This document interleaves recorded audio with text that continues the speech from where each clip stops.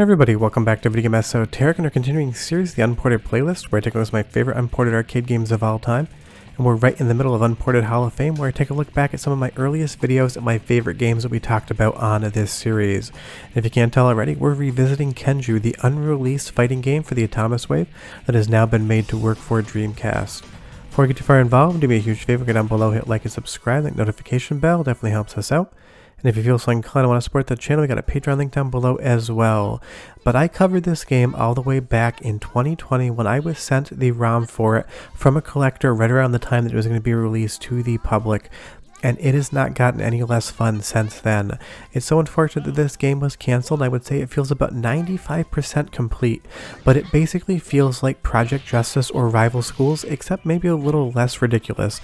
And that's hard to believe when you see all of the colorful artwork and everything going on, but it feels like it's more of a game that has the fighting take place on the ground with a little bit of an aerial combat mechanic versus something like Rival Schools where half the matches take place in the air. But I will say, if you're into 3D fighting games and you've not yet played Kenju, you 100% owe it to yourself to check it out, especially because it's an unreleased game that never actually saw a proper release, so it is a prototype that we get to check out, and that is always extra fun. But graphically, it is spectacular, but I want to talk about that secondary to the mechanics. I would say that most, if not all of the characters feel like 90 to 95% complete. Now, because this is an unreleased game, there is no real full moveset that I'm aware of. If you know of one, leave me a comment down below because I would love to check it out. But everything functions, everything plays well, and you can 100% see what Dream Factory were going with when they tried to make this game. It is fun, it is fast-paced, it's kind of like Street Fighter EX meets Tekken meets Rival Schools. Has a little bit of the Namco and Capcom vibes combined together to create one game. And you might notice that there are a little bit of graphical glitches here and there as well in the background. Just remember, it's an unfinished game and it's not supposed to be perfect, and honestly, even if it was finished, it might still be unperfect for sure. But you will see here we get skied up into the air, but we can do that as well with the air drive. And when you do that, you have the ability to combo your opponent for as many hits as you can possibly get in at once. It is a fun mechanic, it definitely has those Rival School vibes to it, but it's always doing its own thing. I will say that learning the combos can be a little bit touchy, and the AI seems to like to block more than I would prefer them to. But again, it might just be that the code is not finished and the AI was not 100% coded in. But as a two-player experience, this game is going to be a lot more fun because you're not going to have to worry about the AI constantly blocking and avoiding you. Now, there are a ton of different characters. It is a relatively big roster for an unreleased fighting game or a first fighting game that could have been a franchise, but all of the characters are unique and interesting, and you get to identify which one you like. But you will see here that the story mode is fully featured as much as any fighting game is going to give you a story, and it does feel like this game was probably like a month polish away from actually seeing a release in arcades, and it is such a bummer it never came out. But using Zine here as a character, it's definitely a weird feel to it. Him floating around in the air. It works, but it also just has a little bit of an issue in screen space management, and you will notice that there's some characters that you will learn quicker and gravitate towards, and other characters that you really don't enjoy using whatsoever. But that's basically in every single fighting game, so you really can't fault it in here for Kenju. Just figure whatever player you like to play as, learn some of their moves, Google some of them. Like I said, they're not always complete, but you can just experience the game and start learning and playing around with combos yourself, because you're definitely going to find a player that you gravitate towards, and learning them is a ton of fun, especially when it's a prototype game.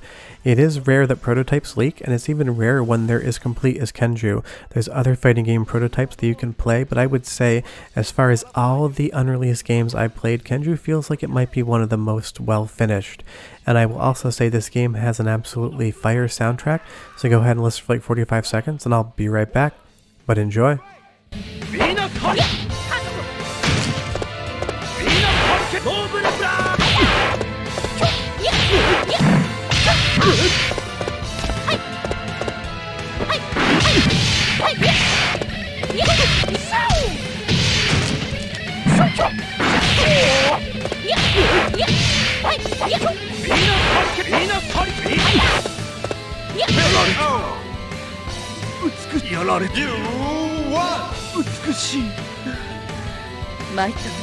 Round 2, fight!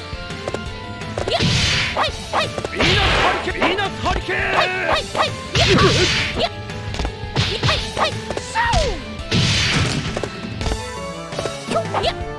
Definitely has some Castlevania vibes there, and I think it really works well for the game. You will see I completely whiff a special there, and that does happen from time to time. Every once in a while it feels like something that should connect didn't, but in that instance that was just me misreading the screen. But again, it's just so much fun in motion. It's fluid, it runs at a perfect 60 frames a second, and it always just seems to work. And I do love the graphical styling as well. Having the characters be cel shaded with the rest of the artwork being normally textured, it really makes the characters pop from the background. You can 100% see everything that's going on. Usually when you get cel shading, the entire game is cel shaded, or none of it cel shaded whatsoever, but it is a fun look to see the characters here on screen being fully cel shaded with everything else in the background looking normal. And again, skying an opponent with all of those graphical effects there, it just 100% works, and it's such an interesting visual vibe. All of the special moves and the camera moves just add a lot of life and action into it. But of course, like I said earlier, this game is an unfinished prototype, and there are definitely going to be bugs that appear every once in a while.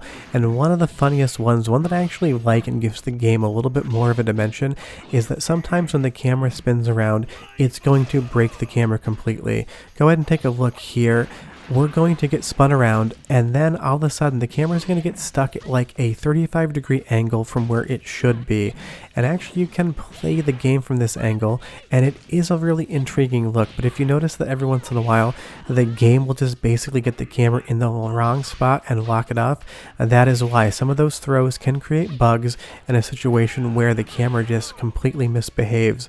Sometimes it breaks the game completely, sometimes it just gives you really interesting visual standpoint to play from, like it just did there. But a bug is still a bug, and I know it wasn't intentional.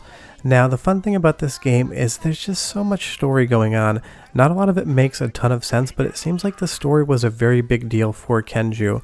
But I also just love all the environments. They're unique, they're different, they basically all take places in arenas with walls around them, but every single stage gives you something new to look at, and it's all very vibrant and very colorful and very poppy, something that the Dreamcast and by extension the Atomiswave was very good at replicating graphically.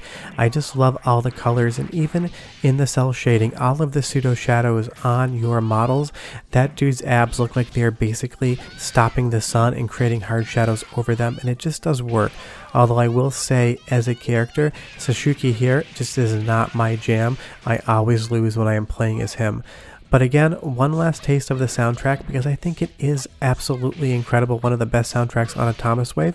I'll be back in 30 seconds and I'll close out the video and tell you a little more history on Dream Factory and Kenju. But enjoy!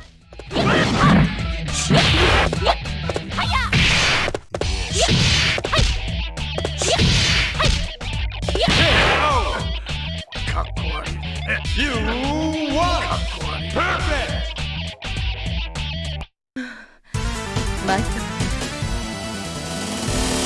One, fight!